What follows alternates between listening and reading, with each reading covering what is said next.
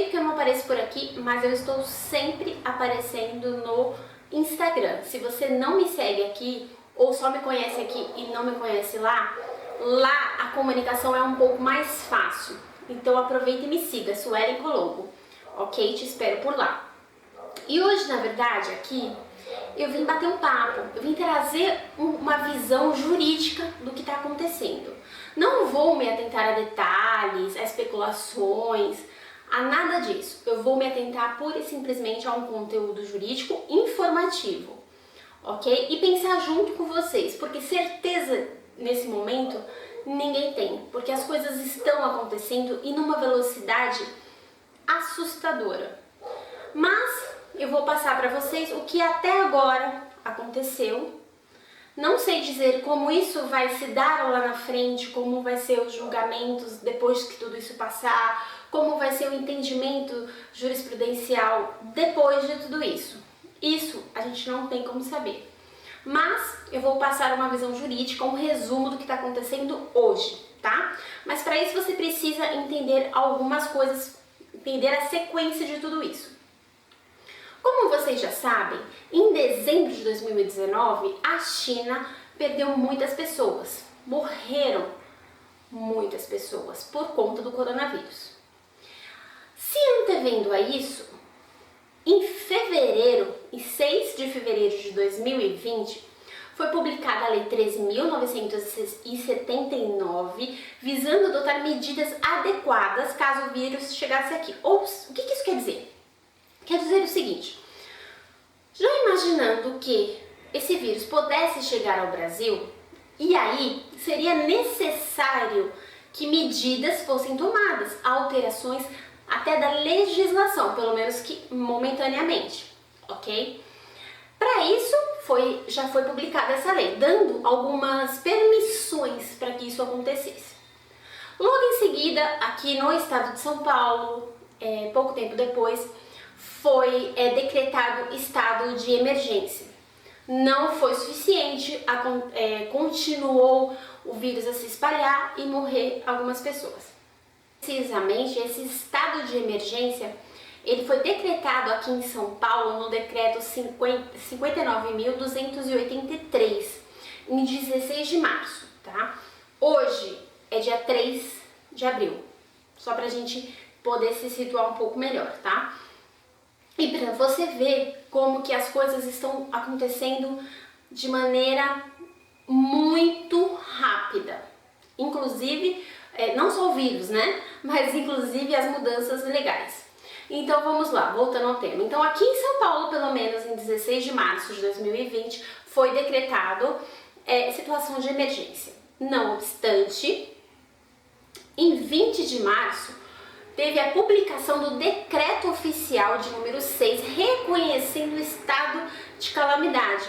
Você percebe que está muito próximo ali, né, as datas. Então a gente está no 16 de março, estado de emergência aqui em São Paulo, e dia 20 de março, estado de calamidade já.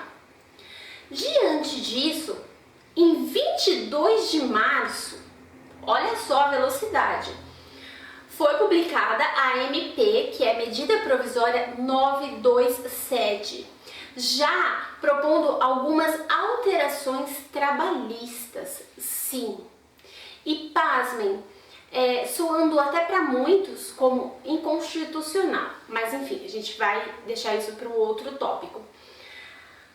Aí, teve alguma alteração nessa medida provisória, e foi publicado logo em seguida, no dia 23, praticamente no dia seguinte, a alteração da 928, tá?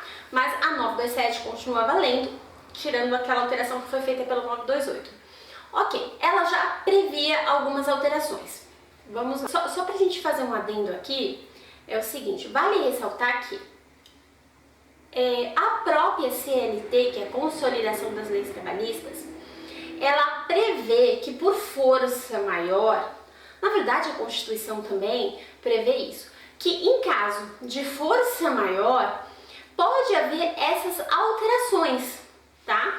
No meu site, Suelen Colombo, eu explico um pouco mais detalhadamente esses pontos, tá? E inclusive tem um hiperlink direto para os decretos, para MP, para legislação. Então, se você depois quiser dar uma conferida, vai no meu site, tá? Aqui eu só tô fazendo um resumo para que a gente possa ter uma visão histórica e panorâmica jurídica. Ok, aí com fundamento no artigo 503 da CLT e na Constituição Federal, essa MP propôs algumas alterações com adendo. Essas alterações que nós estamos enfrentando neste momento, elas são temporárias. Elas vão durar enquanto durar o estado de calamidade. Pode ser 2 meses, 3 meses, eu não sei. O quanto antes terminar isso, melhor para todos nós, né? Mas já devem saber que, para conter o vírus, para que ele não se espalhe ainda mais, é necessário um certo isolamento, ou seja, um distanciamento social. O quanto mais, melhor, né? Então, prevendo isso e prevendo já um choque na economia do país e mundial, essas medidas começaram a ser tomadas. A sugestão e na verdade a autorização que a 927 trouxe foi algumas alterações para as empresas. Então, por exemplo, o empresário quer continuar trabalhando, mas ele precisa tomar alguns cuidados para não ser o propagador desse vírus. Então, assim, pode, na ocasião, né? Agora nem pode mais, porque agora o comércio, por exemplo, aqui em São Paulo não pode abrir até dia 7, dia 6, e depois disso a gente não sabe se vai ser estendido ou não, tá? Mas até agora não pode abrir. Mas na ocasião dessa medida, ainda estava podendo funcionar tudo. E qual era a sugestão? A sugestão era que os empregados alternassem os horários. Então, por exemplo, quem ele pudesse deixar trabalhando em casa, melhor, mas quem não pudesse ia trabalhar na empresa, só que ele ia tomar alguns cuidados, como ter um local para que os seus empregados lavassem a mão com sabão constantemente, acesso ao álcool em gel, um lugar arejado, ventilado e com o mínimo de pessoas possível no local e todas afastadas. Nem que para isso o empregador tivesse que alternar o turno. Então, por exemplo, um entrava mais cedo, outro e saía mais cedo, para o outro entrar mais tarde, para eles não ficarem aglomerados no mesmo ambiente. Tanto que aqui em São Paulo, pelo menos, foi publicada no dia 18/3 que a Prefeitura de São Paulo proibiu o funcionamento do comércio a partir da sexta-feira. Isso nós estávamos ainda em março. E aqui ele deu, pelo menos o que constava na época aqui nessa matéria, até o dia 5 de abril estavam proibidos. Recentemente, o governador de São Paulo já disse que esse prazo pode ser estendido, o que muito provavelmente vai acontecer, mas ainda a gente não tem essa informação. E aí, o que aconteceu? As empresas que estavam se adaptando a tudo isso, a banco de horas, a não sei o que, ao trabalho ainda, ou seja, ainda podia ir trabalhar, agora já não podem. As únicas coisas que podem abrir são serviços essenciais. Quem não for essencial, tinha que baixar as portas, e até agora estão com as portas baixadas, até segunda ordem. Diante disso tudo, foi necessário uma nova análise e novas medidas para se adequar a essa nova realidade. E agora, no dia 1º de abril, já foi publicada uma nova medida provisória, 936, na qual prevê outras saídas e que são temerárias. Mas, antes de falar quais são, que muitos já devem estar sabendo, eu só quero ressaltar um ponto importante. Essa medida foi tomada para que as empresas não venham a falir de vez. Porque você imagina, se elas estão fechadas, impossibilitadas de trabalhar. Eu estou falando de empresas pequenas, de pequeno e médio porte. Essas empresas geralmente têm um capital já investido, seja nos produtos, nos serviços, ela não tem um dinheiro em caixa para se manter fechada por tanto tempo. Um tempo esse que a gente nem tem previsão de quanto vai ser. Pode ser 2, 3 meses, pode ser mais. Deus queira que não, mas pode. E o empresário não tem esses recursos para se manter funcionando, pagando todas as dívidas. E se a empresa fecha, sem querer, obviamente, porque ela não tem recurso para sobreviver, automaticamente não vai ter empresa, não vai ter emprego. Então vai ter uma queda muito assustadora na nossa economia, com certeza. Para evitar que isso piorasse, tinha que dar um respiro, uma pausa. Começaram muitas medidas de banco, adiar financiamentos de imóveis, de carro. Agora, inclusive eu publiquei no meu Instagram hoje, IOF está zerado, vou colocar aqui para vocês a data. E uma série de outras medidas, aquele auxílio Corona Voucher que todo mundo está falando, que é um auxílio emergencial para o MEI, para quem não tem recursos, aí tem todas as regras, que vai ganhar R$600, mãe solo R$1.200, enfim, tem lá as suas regras também. Tudo isso para ajudar essas pessoas a terem dinheiro para se manterem, para se alimentarem, enfim. Dessa forma, teve essa outra alteração que eu falei, da 936. E muita gente tem questionado se ela é constitucional ou não. Veja bem, eu não vou entrar nesse tema, nessa questão, porque eu acho que não é o momento. Porque realmente agora o momento é a sobrevivência das empresas e dos empregados. Para que, passado esse período assustador do coronavírus, dessa pandemia, as coisas possam se retomar, a empresa possa voltar a trabalhar com os seus empregados. Mas para que isso aconteça, ela precisava ter um fôlego. E foi isso que essa medida provisória tentou trazer. Quais são os pontos polêmicos e o que ficou estabelecido nessa medida? Pontos polêmicos porque muitos, mesmo diante de um estado de calamidade, continuam não aceitando. Mas enfim, pensando em manter todos os lados, inclusive ela fala aqui, né? Fica instituído o programa emergencial de manutenção do emprego e da renda e durante esse período, tá?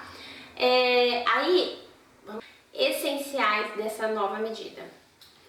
Um pagamento de benefício emergencial visando a preservação do emprego e da renda, ou seja, visando a preservação do empresário, do empregador e do empregado, tá? Para isso, vai haver esse benefício, ok? E a empresa poderá optar pela redução proporcional de jornada de trabalho e de salários. Veja bem esse detalhe, redução proporcional de jornada de trabalho e de salário, ok? Ou a empresa pode optar pela suspensão temporária do contrato de trabalho. Veja bem, tema muito polêmico, porém é isso. É isso que está valendo momentaneamente. Como eu falei no começo do vídeo, como vai ficar isso lá na frente, nós não sabemos, mas é assim que está.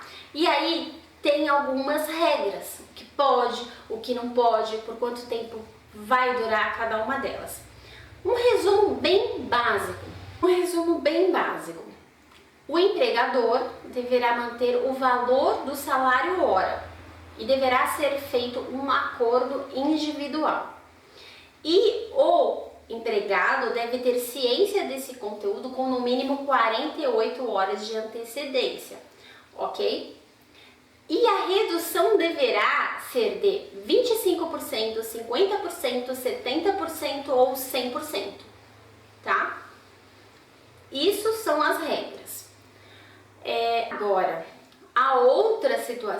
é a suspensão temporária do contrato de trabalho. Suspender temporariamente o contrato de trabalho por no máximo 60 dias, ok? E detalhe, esses 60 dias pode ser dividido. Esses 60 dias podem ser divididos entre 30 e 30 só, tá? Por que isso? Porque de repente está suspenso ali por 30 dias, aí volta a trabalhar, no que volta a trabalhar as coisas ainda não se resolveram e tem que voltar para a quarentena. Só tô dando um exemplo. Aí pede mais 30 dias, ok? Mas tem que ser assim, 60 dias, 30 e 30, ok? Também tem que ser feito por acordo escrito, ok? Por acordo individual escrito. E o empregado tem que ter ciência disso com antecedência de 2 dias corridos, no mínimo, tá? Então, 2 dias antes, desde que seja dias corridos, o empregado tem que ter essa informação para ele saber se ele vai trabalhar, não vai trabalhar. E aí a gente tem uma série de regrinhas que não dá para eu abordar nesse vídeo, eu vou tentar tratá-las tanto no texto no meu site, que eu vou publicar provavelmente amanhã, quanto no meu Instagram. Vira e mexe eu tô colocando lá todas as informações, todas as alterações, tudo que tá aparecendo de novo eu tô tentando colocar lá. Mas nessa questão aqui eu ainda tenho uma informação importante para dar para vocês.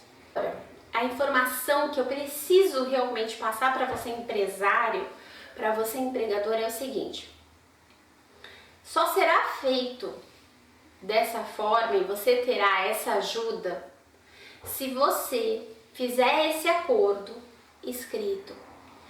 E depois disso, você tem que informar ao Ministério da Economia. E você tem um prazo de 10 dias.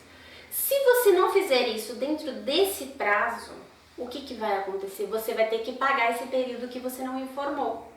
Tanto o salário na sua integralidade, bem como todas as verbas inerentes a ele. Então, fez o acordo, já informa isso para o Ministério da Economia, ok?